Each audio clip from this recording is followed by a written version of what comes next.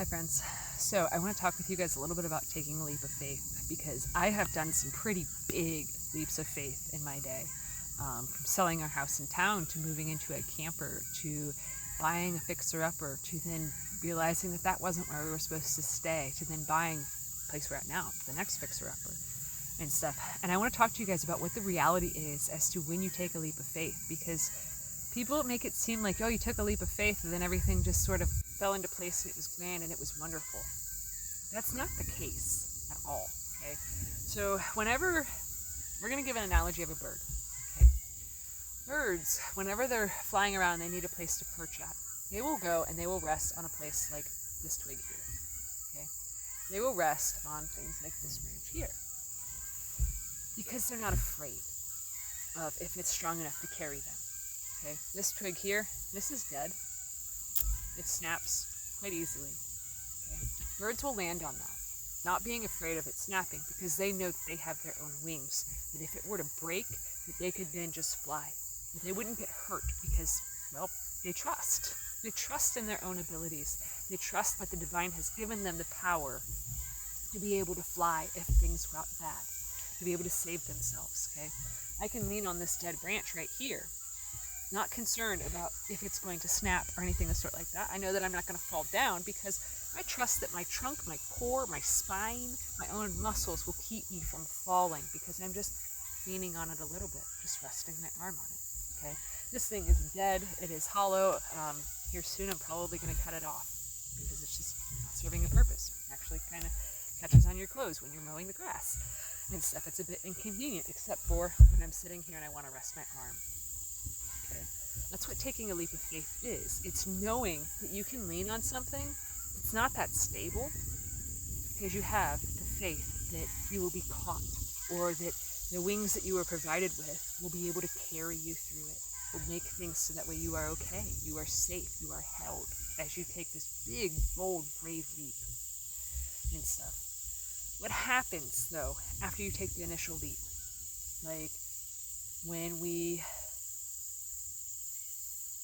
moved into the camper, okay, when we took that initial leap, we had thought and had hoped that it would only be like maybe a month, maybe 2 months, that we would have to live in a camper without running water in my in-laws driveway and stuff. Like we had hoped that it would only be a couple of months. And then we would find our forever home. We were like, we'll never have to overwinter in this. It would totally be fine. Okay.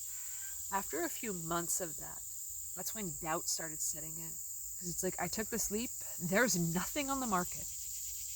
Okay. Spouse got upset with me. My wife, she was very upset throughout this process of, I trusted this. I went along with your crazy plan. Like, we took this leap of faith. You convinced me to do this. Like, all of this stuff. Doubt started setting in within her before they set in within me, because I knew in my heart that this was the path forward. We had been shown that path several years prior to us doing it, and it kept coming back up again and again and again. That's how you know that things are divinely orchestrated for you, and that's the path forward for you, is when it just keeps coming back up again and again and again. No matter how many times you go, no way, I'm not doing that. That is crazy. It'll just keep trickling in over and over and over. Every time you ask for guidance, you'll then get these weird signs and synchronicities and stuff, and you're like, why am I seeing campers everywhere? What is happening here? Why are people talking about things like this just out in the open? Like, I'm walking past people and they're having conversations about somebody that they knew that lived in a camper. Different things like that, where it's just all of these synchronicities and stuff of human beings. Like, it's not just tech, because Lord knows tech just, we don't know how that works and stuff, with advertisements and whatnot. But, so, that's sort of one of those things of, that that's the path forward because you keep feeling it, you know it in your heart, you know it in your knower, and you just are going to go and do it. But after you do it, then you get filled with all of these doubts, all of these fears, all of these worries, okay? So fast forward to like 11 months of living in that camper, we then found a fixer-upper to buy. Stars aligned for us to get that place. We didn't really want to go there, but things got really chaotic, things got really hard. Plus, living without running water for like 11 months, that's a long time, especially when you got a teenager living with you and 3 dogs. It's pretty tough, pretty difficult, pretty stressful. 270 square feet is a very small space, okay, especially throughout the wintertime. Pretty awful.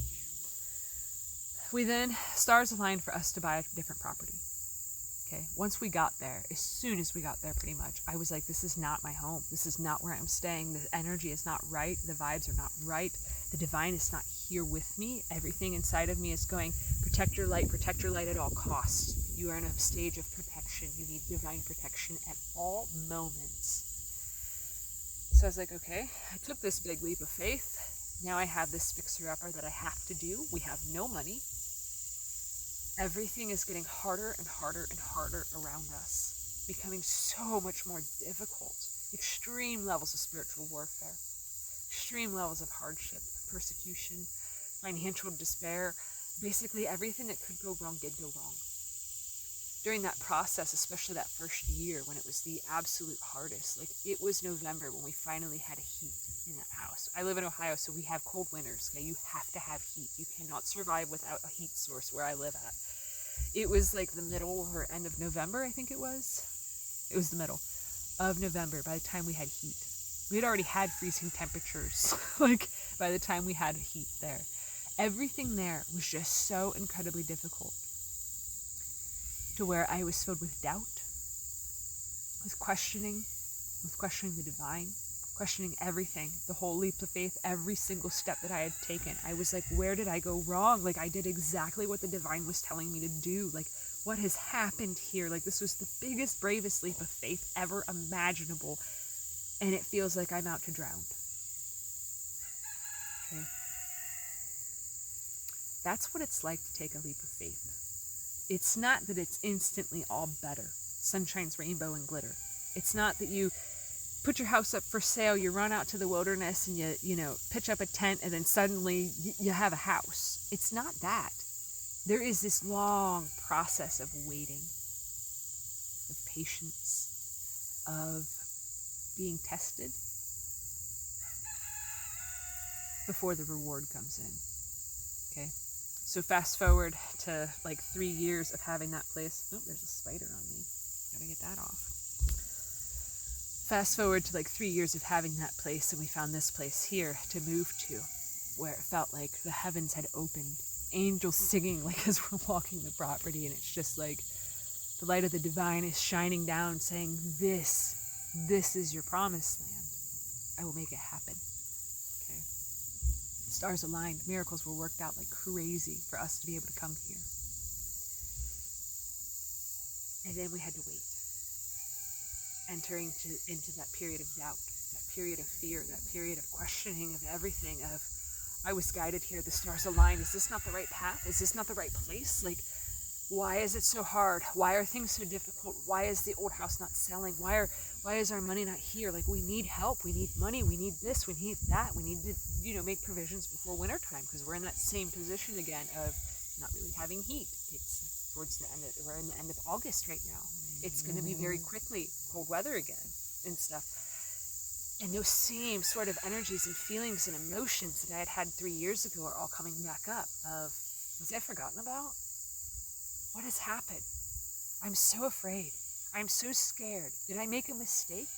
You start doubting God. You start doubting the divine. You start doubting yourself. You start doubting your intuition. You start feeling filled with shame because you've put your family into a difficult position. But I'm telling you right now, while you're feeling all of that, you are being tested. Your resolve is being tested. Your determination is being tested. Your faith is being tested and stuff. Like, had I ever been shown that it would take several months, almost a year of living in that camper, had I ever known that it would take that long beforehand, I never would have taken the leap.